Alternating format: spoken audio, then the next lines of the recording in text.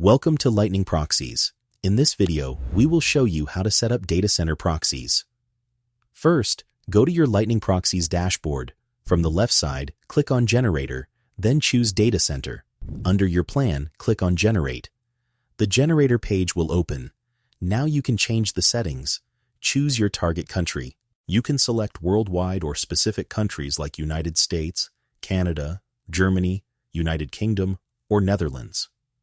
Next, choose the proxy type. Rotating means a new IP for every request.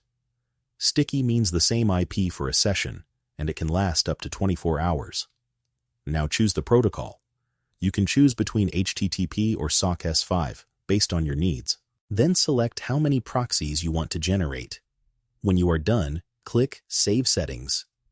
If you are using IP authorization, the setup is a bit different.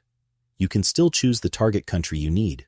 Then choose the protocol, HTTP or SOC S5, based on your needs. You can also whitelist your IP address, so only your device can use the proxies. You can also change the proxy format to match your preferred setup. And that's it. Thanks for watching, and enjoy using Lightning Proxies.